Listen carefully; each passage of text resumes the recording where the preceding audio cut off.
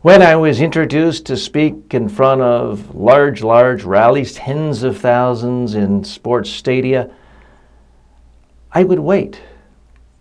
I would pause after standing and just not say anything. I would reflect, pause, look down. Sometimes 30 seconds would go by, sometimes a minute, sometimes even 2 minutes. The crowd was confused. There would be a hush. There would be increased anticipation. 3 minutes, 4 minutes, sometimes as much as 5 minutes would go by. I would just stand there in front of people, in front of the microphone. Then, and only then, would I start to speak. When people absolutely were craving for words from me. And I would often start with a whisper. But then I would build and build and build to an emotional crescendo. I'm talking, of course, about Adolf Hitler.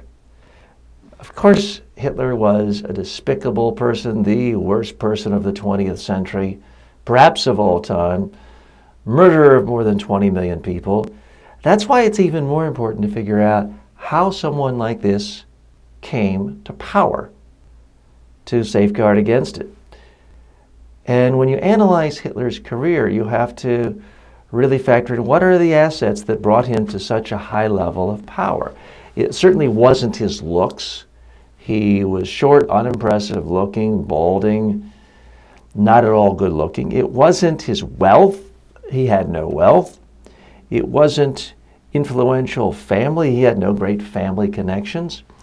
When you look at all of the assets that are traditionally viewed as huge positives for someone rising to major political power in a country, Hitler didn't have any of them except for one. He was a great public speaker. That's how he rose to power. He could galvanize an audience. He could bring them to tears. He could get them to march and go anywhere he wanted. He was an extraordinarily powerful, gifted public speaker. But he wasn't always that way. He learned. He put a tremendous amount of time thinking about how to get a better response from his audience. But just this one trick. I'm not suggesting that you stand for 5 minutes when you're introduced to speak. That would seem weird and odd these days. But what I am suggesting, before you speak, you've just been introduced, stand, pause for a couple of seconds. What that does is send a signal to the audience that you're not rushing, you're not nervous, you're composed, you're completely confident, you're surveying the landscape. You are non-verbally acknowledging people looking around the room.